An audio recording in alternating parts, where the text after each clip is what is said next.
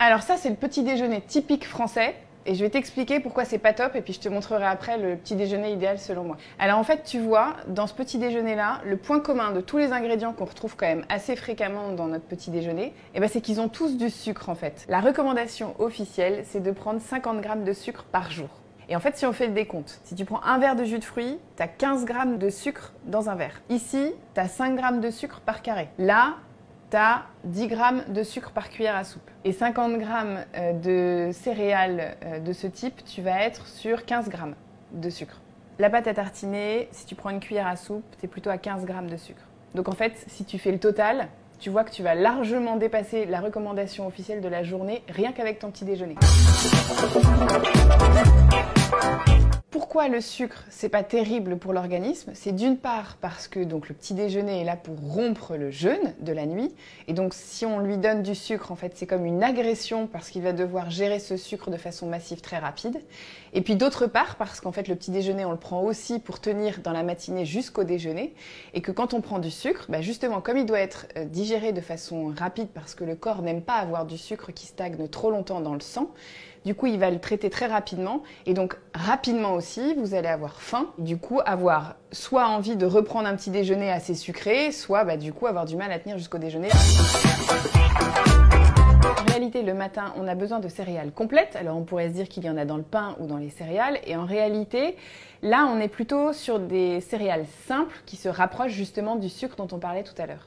Le matin, on a aussi besoin de vitamines, de minéraux et de fibres. Alors là, tu peux te dire, super, je vais me prendre un jus de fruits, comme ça j'aurai tout ça. En réalité, on a extrait du fruit juste le jus, donc on a concentré le sucre dans le jus et on a enlevé tout ce qui est fibres et vitamines et minéraux. D'ailleurs, aussi bien dans le jus que dans le smoothie, que dans la confiture. Dans les trois, c'est pareil, on a juste gardé le sucre du fruit pour en enlever tous les bénéfices.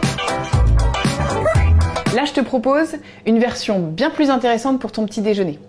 Alors bien sûr, tu peux garder ta boisson chaude du matin qui va te donner un petit boost d'énergie, type du thé ou du café. Ici, je te propose une source de céréales, mais cette fois-ci complète, qui va donc te donner de l'énergie de façon bien plus durable que du sucre, qui sont soit du pain complet, soit des flocons d'avoine. Ce que je vais te proposer, c'est de ralentir encore l'absorption de ces céréales avec une source soit de protéines comme les œufs, ou le fromage qui contient une bonne source de protéines, mais qui contient également des matières grasses comme le beurre. Et donc tout ça, c'est intéressant pour ralentir l'absorption des céréales. Tu peux aussi avoir des protéines dans le fromage blanc, qui est également une source de calcium, tout comme dans le lait végétal s'il est enrichi en calcium. Et en fait, tout ça, ça va te permettre d'absorber plus doucement ton énergie et de le garder sur la matinée entière. Ici, tu as aussi une source de fibres qui va encore une fois ralentir l'absorption des céréales, mais également te rajouter cette fois-ci des minéraux et des vitamines de façon bien plus naturelle parce que là, en plus, on a choisi des fruits de saison. Alors là, je vais te proposer le petit déjeuner que je prends un peu en ce moment. Donc je prends du fromage blanc. Tu peux en prendre à peu près 4 cuillères à soupe. Là, j'ai une petite cuillère.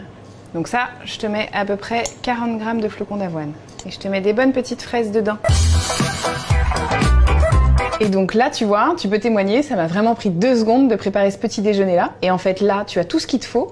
Tu as à la fois une source de calcium, une source de protéines, une source de céréales et de fibres. Et en plus, je t'ai ajouté des vitamines et des minéraux. Donc là, tu as de quoi avoir un bon petit déjeuner en 2 minutes. Donc il n'y a pas l'excuse du temps à avoir. Après, si tu préfères une version salée, ou si tu as tendance d'ailleurs à grignoter l'après-midi et avoir des envies de sucre, je te conseille dans ces cas-là ce genre de petit déjeuner où tu vois j'ai juste fait un œuf à la coque que tu vas prendre avec 2 tartines de pain et un peu de beurre. Tu peux aussi avoir une variante avec du fromage qui va aussi t'apporter des matières grasses et des protéines.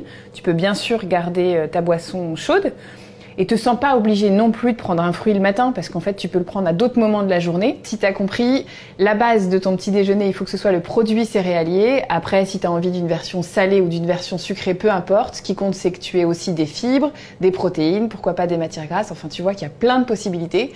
Et puis, je te souhaite un bon petit déjeuner.